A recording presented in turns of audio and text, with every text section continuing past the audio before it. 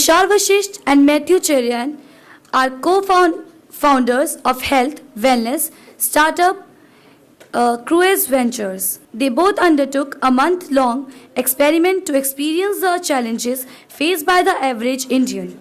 They dared to take this experiment as an answer to the Planning Commission, who proposed that rupees 32 per day is sufficient for the Indians under poverty line.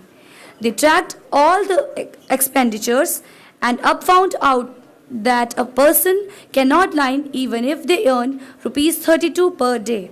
As welcome them warmly. It's really exciting for both of us to be present here.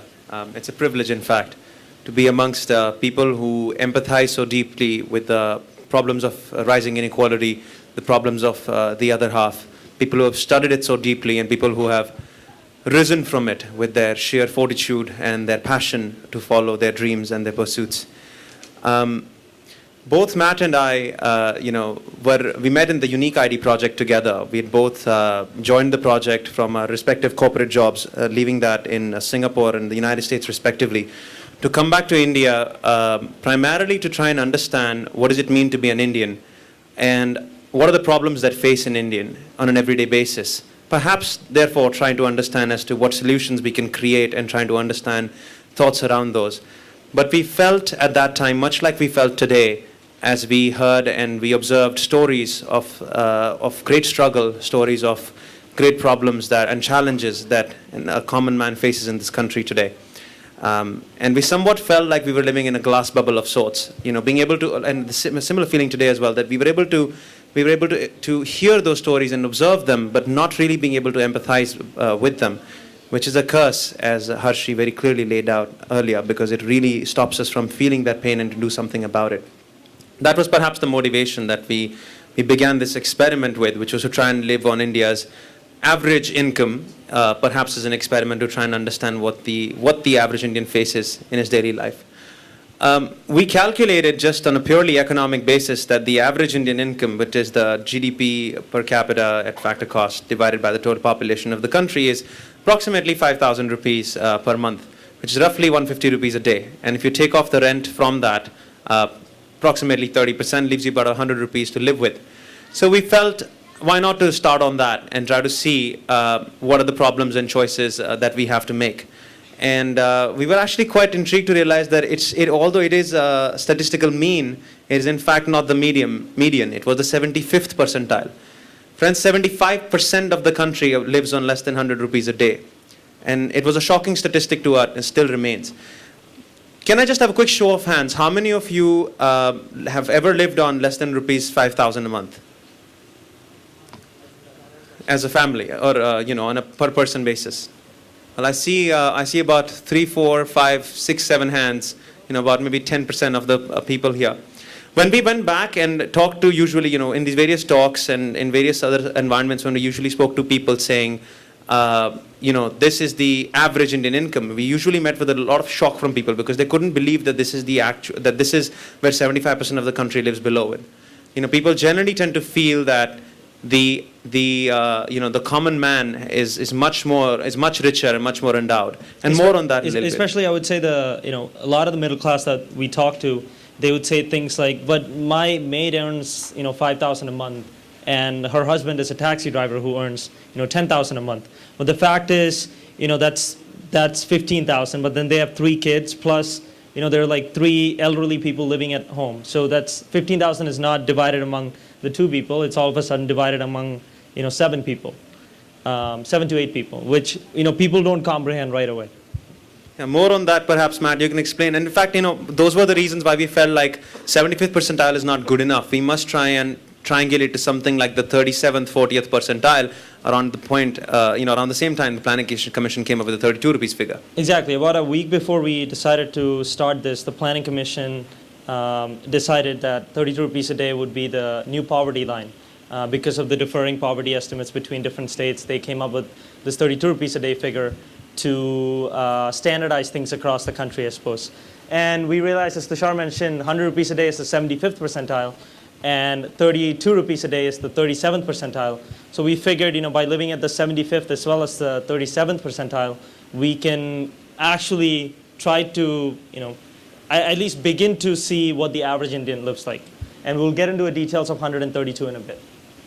So just before we dive into some of the learnings that we had and the challenges that we faced and present them to you, I'm sure you already are aware of many of them, but we can just give our own perspective on it, coming from the backgrounds that we come in from, a very technology, policy, finance kind of a background. But just before that, we'd love to show you a 2-minute glimpse into what life was like during that time. This was a small video that NDTV shot on us at that time, just giving credits to them and hoping that you can actually check it out. Is there sound on that? Hand if it's possible to live on 32 rupees a day, the cutoff set by the Planning Commission for the poverty line. Tushar, Vashisht and Mathew, Cherian, both graduates from top American universities, wanted to learn more about India. So, 4 weeks ago, they started living on 100 rupees a day, which they thought was what the average Indian gets. But after the Planning Commission's 32 rupees poverty line definition kicked up a storm, these two former Wall Street employees decided to further scale down their income and chose the house of a farmer in Karagachal, a small town in Kerala, to live it out. We wanted to experience the average Indian lifestyle, and that was, other than rent, it's about 3,000 rupees a month, and that comes down to 100 rupees a day, like Tushar was saying. And our plan was to do that for a month and see the constraints and the hard choices we'll have to make at such a paltry amount.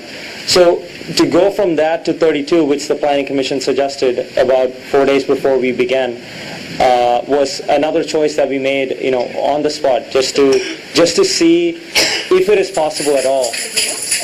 And within weeks, the effects of the experiment started showing on the 26-year-olds. Both lost around 2 to 5 kilograms and often felt dizzy from their protein-deficient diet. From the 32 rupees, they could manage to get barely 17 rupees on an average for food. If we were a hard laborer, we would probably get arthritis and various other diseases that come with it.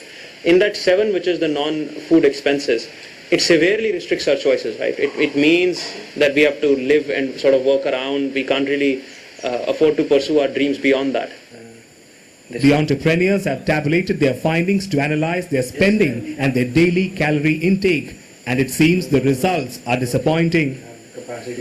Talking about anything less than 120, 150 rupees, you are sacrificing somewhere. You're not substituting at that point. So clearly, I think 32 is not feasible to live a life of aspiration as well as of comfort. Certainly not. The duo now plans to meet top government officials to convince them that the poverty line cutoff is far removed from ground realities. Sovi Vidyadharan, NDTV. NDTV's cricket app, Android and iPhone. Fastest scorecard. So what we did during this experiment was we tracked everything about us, right? We tracked our lifestyle, what we were eating, what we were doing, how much were we spending, what was our calorie intake. I mean, we literally took the entire knowledge of, Excel, nutrition science, and merged into one sort of as we were going through it, and tried tracking lives of not just ourselves, but also people around us. And we realized a lot of astonishing results. This is sort of a pie chart of what our food budget looked like on 100 rupees and on 32 rupees. Mind you, out of the 32, the Planning Commission only set out 18 for the food budget, so the rest of it was non-food. Yeah. So I'll tell you about 100, I'll be the 100 rupee a day guy and Matt can be the 32 rupee a day guy, and we can try and tell you about our experiences. On 100 rupees, it resembles the life of a vegetarian in India reasonably well. I think as long as we didn't buy any packaged foods, processed foods, and we didn't buy any dairy, chicken, we were okay. Milk is what we called as white gold during our experiment because it's extremely expensive, and and more on what it meant nutritionally. But I mean, even so, we could have milk at 100 rupees a day. But at 32, we could not have milk. We used to have 2 eggs at 100 rupees a day. We could not have that at 32. No milk, no eggs.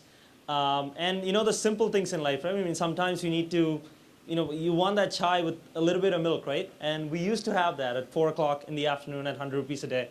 And that was gone. And now it's just, black chai with not even sugar in it because, we couldn't even afford sugar at that point. And clearly, it's almost 2.5 times of what you spend at 32, you spend on food at 100. So that's a drastic drop that we had to deal with. We thought we were going to starve and die at 100 rupees a day, frankly. It was going to be a very difficult experience. We didn't think we were going to make it through. And at 50 rupees, and it seemed really hard. I mean, there were times when we were extremely hungry. There are people who talked about hunger here. Guys, I seriously, those who have done fasts in their life are different, and clearly we hadn't done before that. But to live with hunger day after day is probably the biggest bane you can think of. It is terrible. It is so bad. Your mind sort of shuts down after a certain point of time. You stop thinking. You start fighting. You start cribbing with people. After being on this experiment, perhaps you realize why when traveling in buses, sometimes you brush shoulders. Or sometimes when some angry person comes in, rub shoulder with you. You're like, where's this? What's this guy's problem? Perhaps you should take a second to think about. This guy could be coming from a very different life that you're used to. And I sort of ended up fighting one of my colleagues for no reason during this time because I was just hungry, and hunger can make you mad, and trust me, that does happen. And if you look at total calories here, right? I mean, 100 rupees a day, it's close to 2,000, and at 32 rupees a day, it's not even 1,500. And the WHO recommends that an average Indian, the person who's not doing hard labor, gets about 1,700 calories. So 32 rupees a day, which we say is the poverty line, the person's not even getting enough nutrition. And if we get into the details of the pie chart, you'll see that the protein amounts that you get at 32 is nothing. And you probably see people at construction sites or people on the fields, right? I mean, these people are doing hard labor every day, day after day, right? And if I went to the gym as much as they work on the fields, I'll probably be a buff guy by the end of the month, right? And these people are really, really skinny, and you wonder why. It's exactly because they don't get enough protein to repair their bones, to repair their muscles. They don't get enough nutrition in their diets to do any of those things. And government hasn't helped, right? I mean, unfortunately, we do provide the public distribution system, but think about what we give them: rice, wheat, and sugar.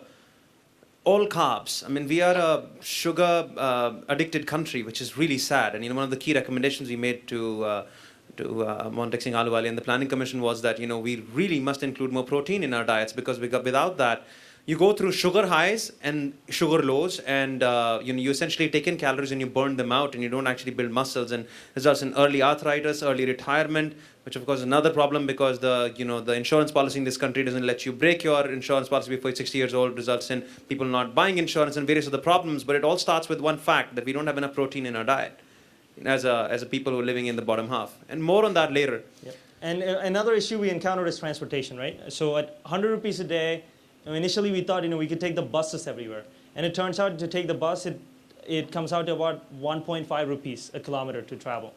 And so then we had this motorcycle, my dad's almost 30-year-old motorcycle that Tushar and I would share to get around, and it's a small little Hero Honda. So even with that one, you had to spend about 1.25 rupees per kilometer, right? And the cheapest way to get around is either by walking or on a bicycle. So it's and if you look around, in any of the schemes.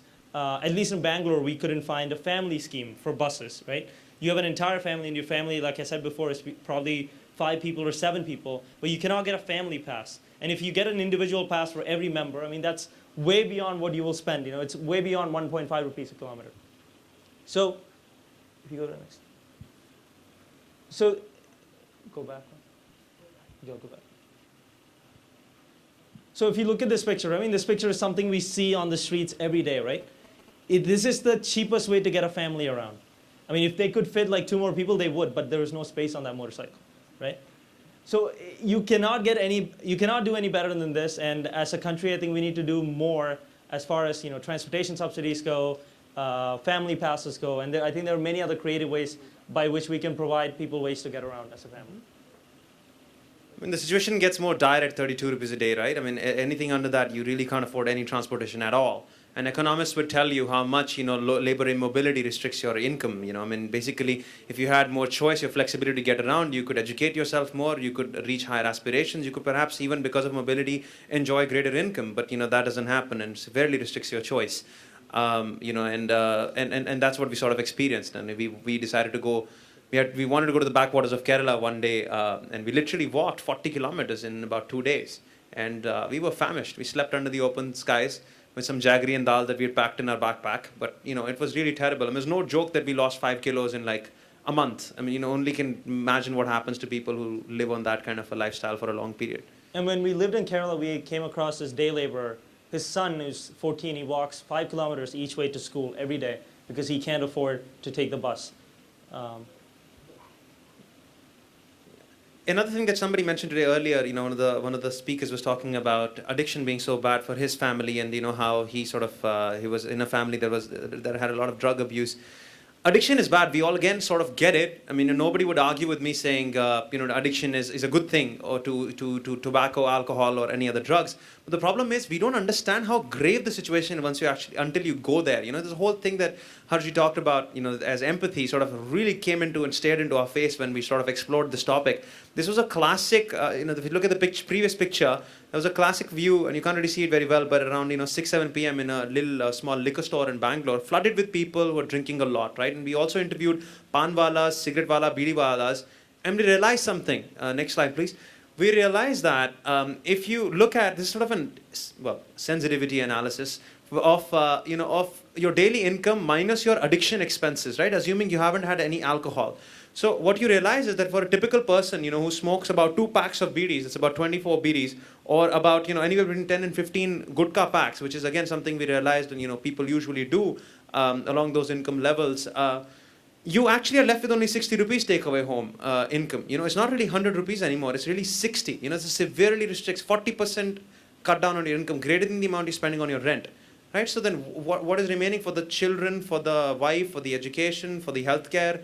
Everything has to fit into, sort of amount remaining from the addiction, and the situation gets severely worse with alcohol. So if you include alcohol, the same 60 figure goes to 15, you can clearly see. And if you look at the bottom right part of that screen, right, as the number of packs of gutkas and the number of bottles of liquor goes up, you're literally stealing, your wife's or your kids or your parents' food. That's how bad addiction can be. And, imagine, you're at 100 rupees a day. This is, to start, you have 100 rupees, right? If you're at 32, this will be much, much, much, much worse.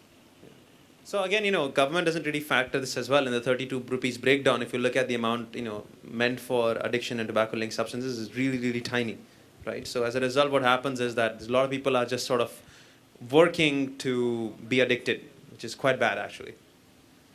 The one more the sort of the last key realization we had was how critical communications has become as a need for the bottom half. People rely for their healthcare, education, job opportunities, political advocacy, booking train tickets, pretty much everything through either mobile phones or through the nearest guy who has internet. Oftentimes I'm sure your own maid servants or domestic help may have come up to you and been like, "Sir, can you please book my railway ticket through your website because I need to go by a train," right?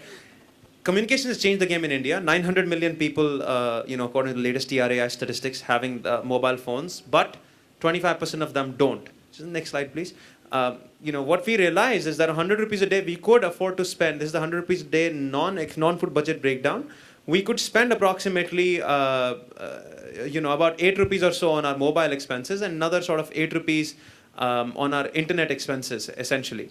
But what ended up happening was the moment we moved to 32 rupees, that internet certainly went away and our mobile went down to literally 0.5, right, which was basically all missed calls and incoming SMSs. That's all. And we had to take money away from other things to spend for this, because what we did on 32 was we tried to follow the Planning Commission's recommendations literally. And what we found is that there is no allocation for mobile in the 32 rupees a day figure that they put out, and that's because they just adjusted for inflation, a 2004 figure, when the 900 million subscribers that Tushar mentioned earlier was only about 75 million. So when they readjusted the figure, they just adjusted for inflation without accounting for the fact that people's consumption habits have changed. People have started to consume mobile expenses and started to spend more in education, for instance, and healthcare, and less on other things, which the Planning Commission clearly did not do. Absolutely. And in fact, we believe that mobile has been,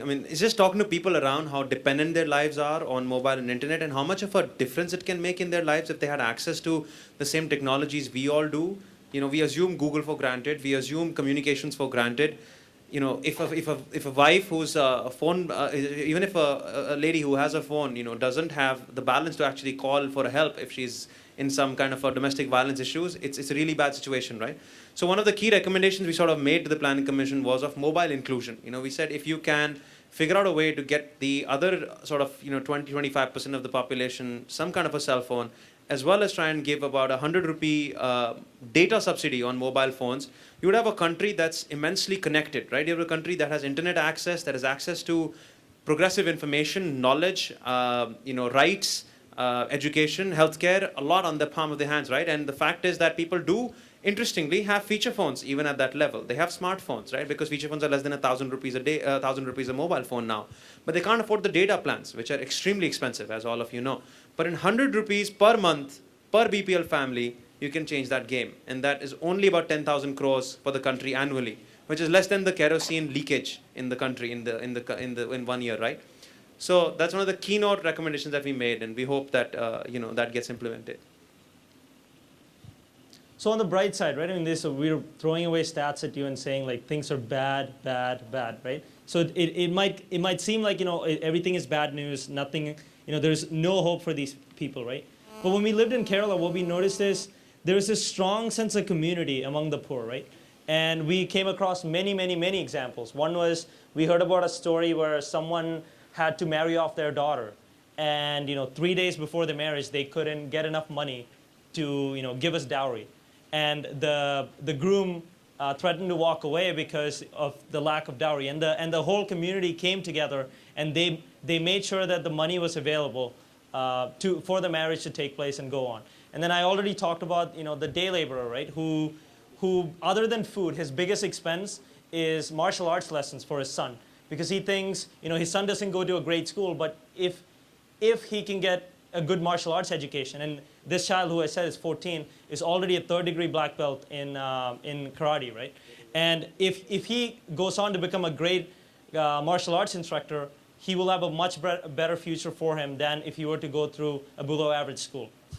I mean, these are, the stories of optimism, aspirations, passions, pursuit of passions at all costs, stuff that you heard today again. And, we don't need to repeat them, but I guess it was quite an eye-opening experience for us to live amongst such hope and optimism in such what otherwise seemed like unsurmountable circumstances, right? When you don't have enough food in your system, you're hungry, you're angry, you're probably alcohol afflicted, you don't have proper access to healthcare and education, to still dream of one day doing something great was extremely inspiring for us, and perhaps made us sort of get out of our comfort zone and rethink about what we should be aspiring for, given that we have those kind of privileges and those kind of comforts. So, if you can just click through so what we have done since, we clearly, we've tried to sound out learnings from our experiment as much as possible. We made some, policy recommendations as well, given our backgrounds in policy and technology, and we presented them to the Planning Commission as well as various other institutes and organizations.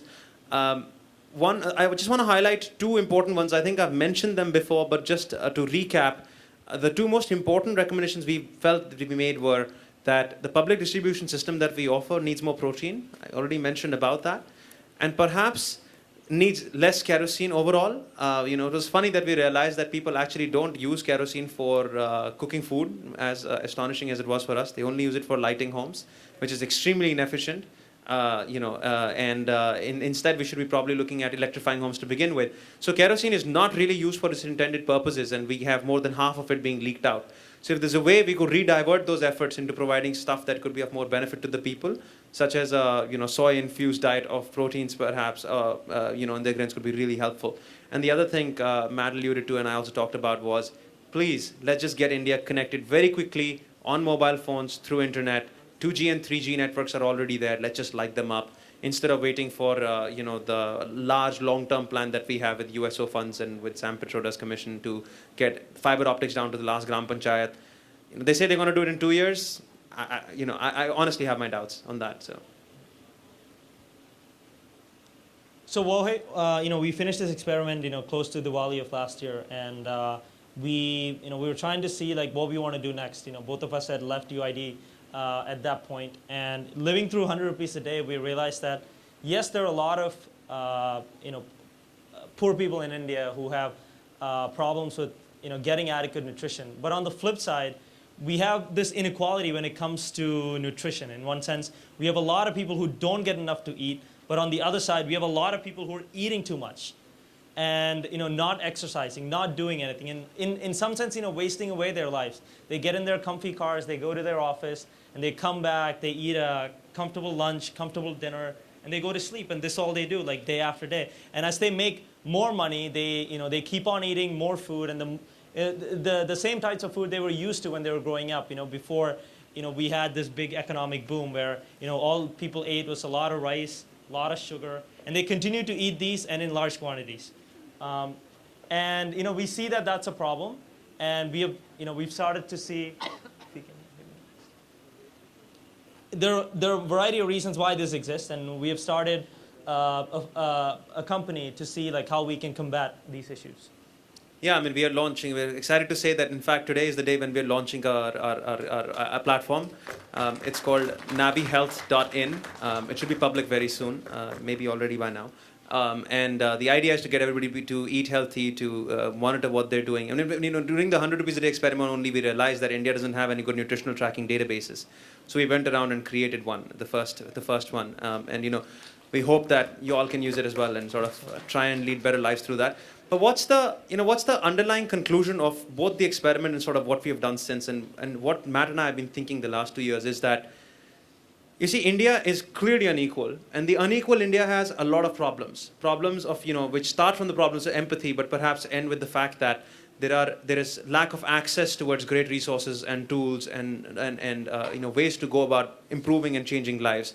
And on the other hand, the other inequality is then on the other hand, we have a tremendous amount of people, all of you sitting here, who have access to all these knowledge, tools, resources, capabilities to actually go about changing the lives of the people, right? So what I think is a great thing to do is people who have resources, if we can actually go reach out, identify what the problems are, actually try to do something about it, I think you'd be surprised to realize how much of a potential you have, how much of a leverage you have. It's something that we figured out, a small experiment that we started off and ended up becoming quite a learning insight for us, and because of the attention that it got from the government and media, hopefully brought about some change in some lives. And again, since we identified the nutrition issue in the country, we tried to use our own skills, technology, and again, finance to try and deliver something on it. So the only key learning we'd like to leave on the table is there are a lot of problems out there, go try to understand them, pick them up, and you'd be surprised how much sort of progress you can make at identifying the solutions. It's amazing. Yep, that's it. Thanks again.